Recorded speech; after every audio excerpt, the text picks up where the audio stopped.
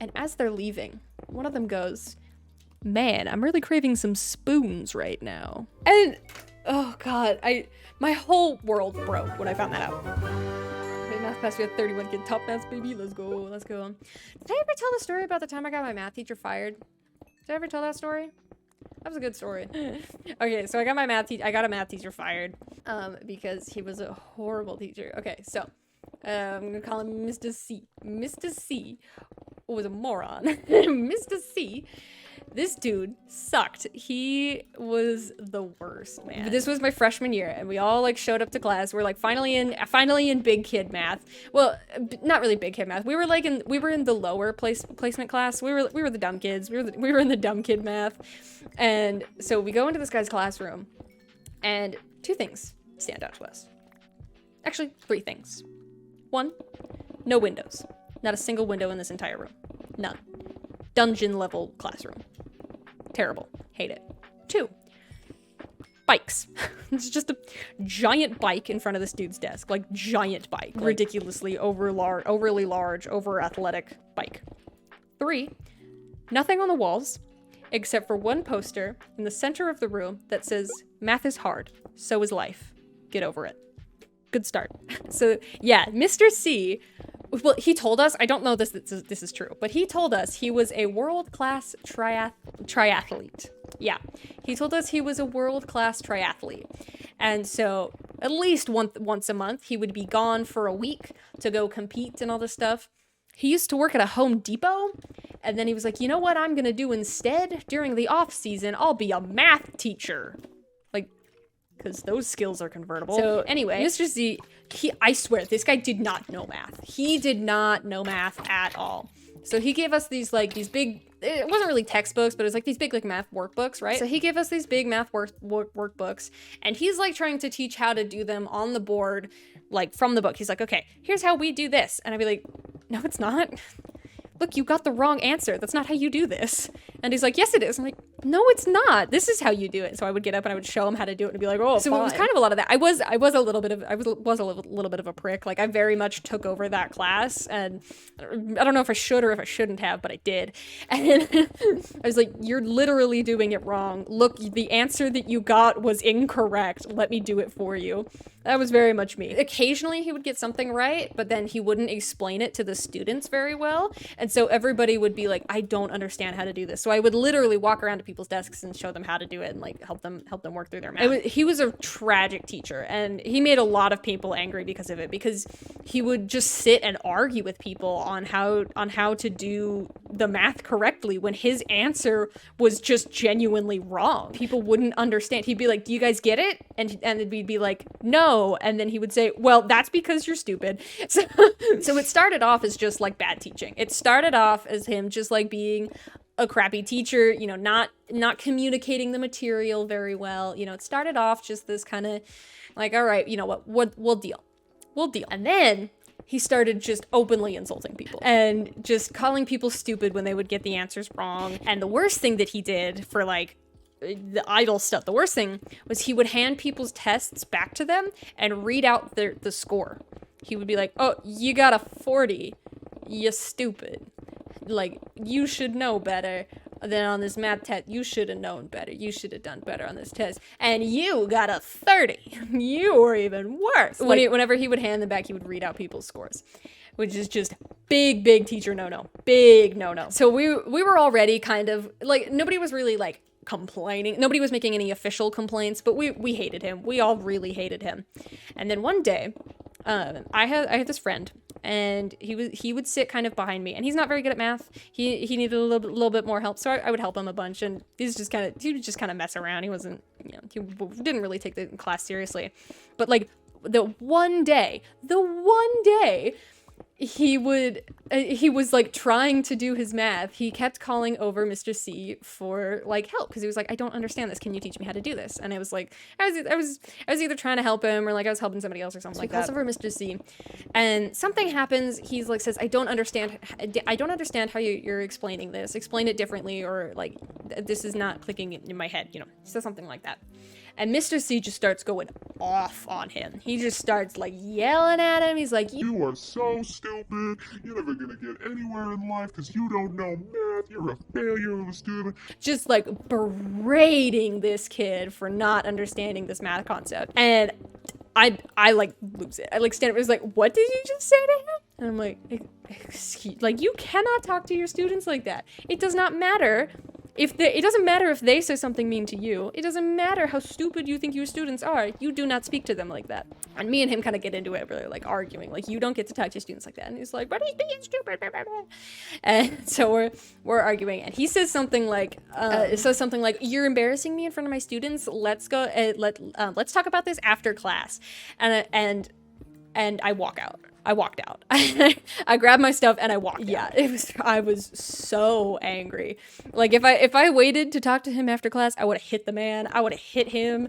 I was so angry. So I walk out. And I walk down to the principal's office and I'm like, I am shaking with rage.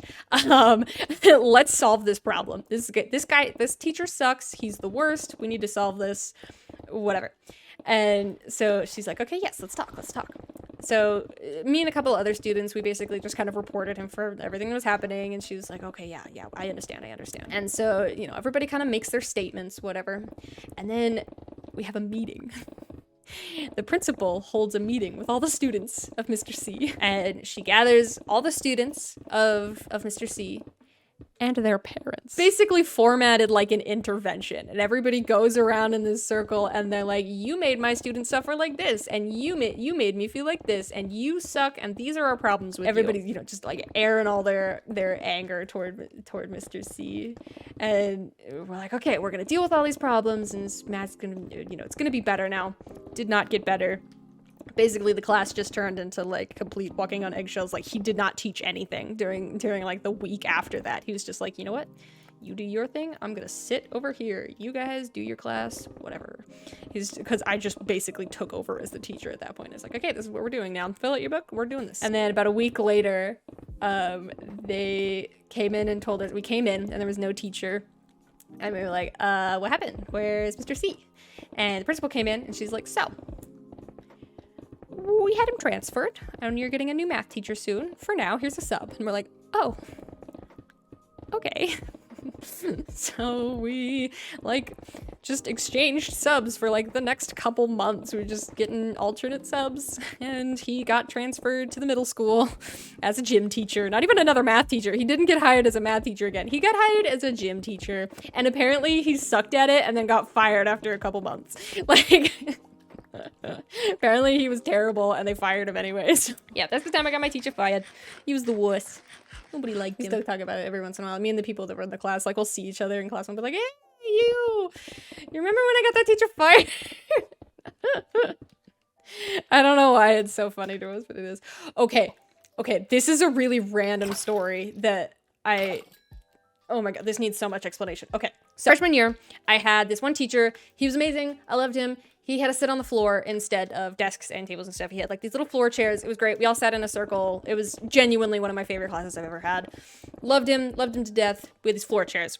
We would all sit in a circle every morning and we would do meditations. And it was just a couple minutes. We just sit and breathe and whatever. So we're all sitting in the circle. The lights are off. Not everybody's meditating, but everybody's quiet at the very least. Even if they're not doing all the breathing, they're just sitting quietly. It's nice and peaceful. It's early morning. We're all kind of tired, kind of sleepy.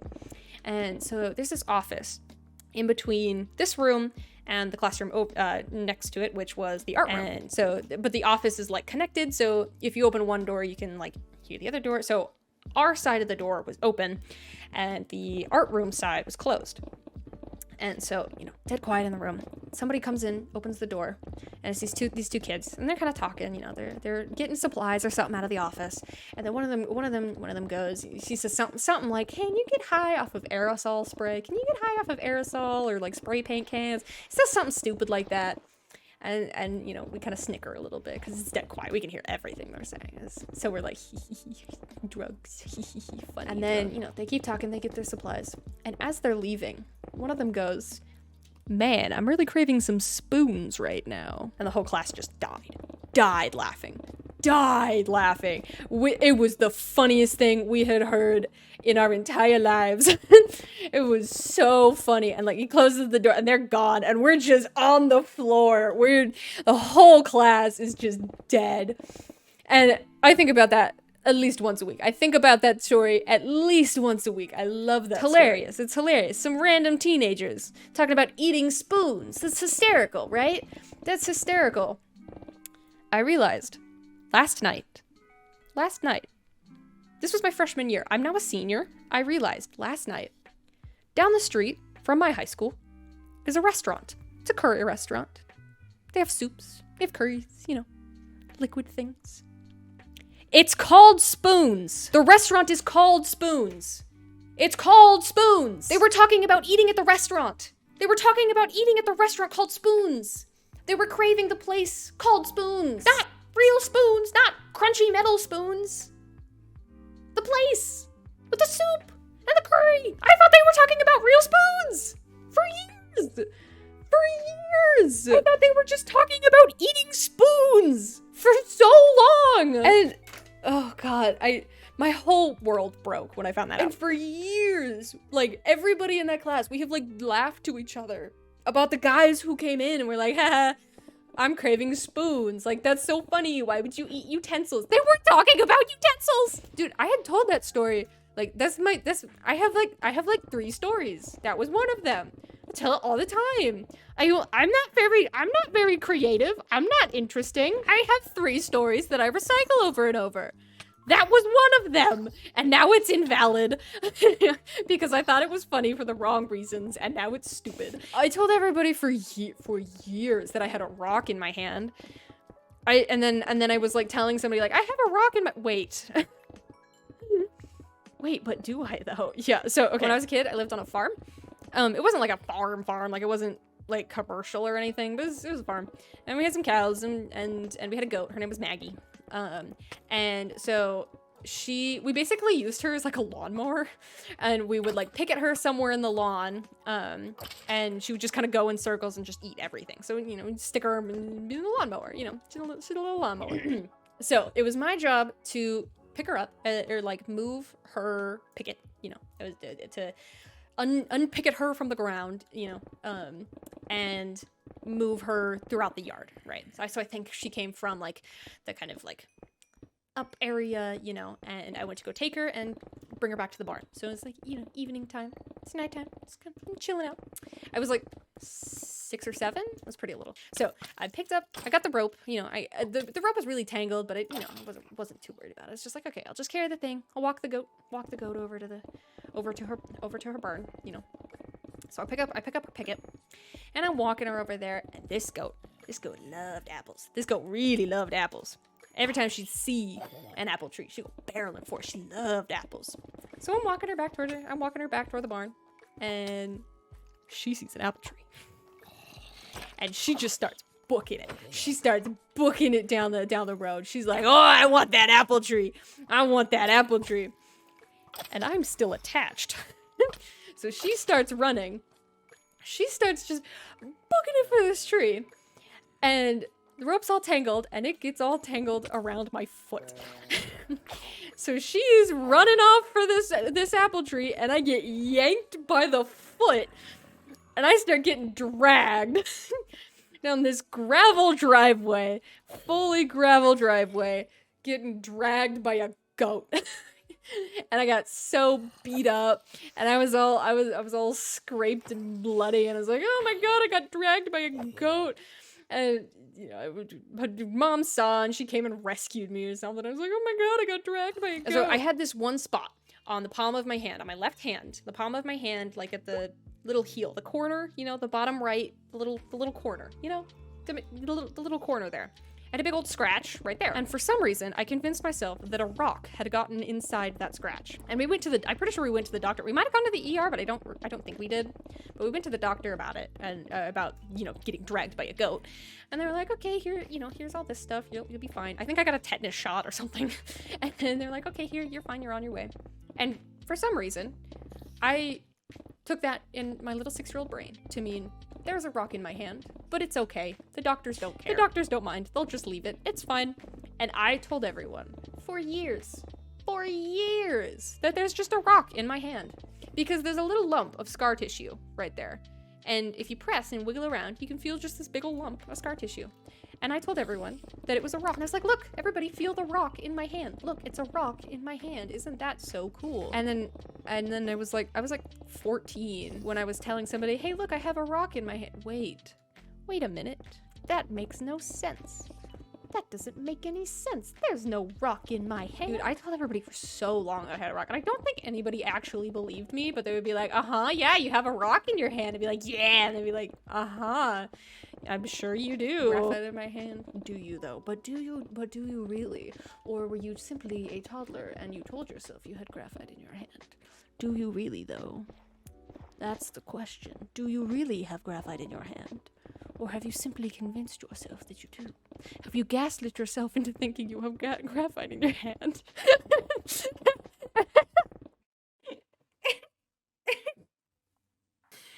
Oh my god, I don't know why that made me laugh so much.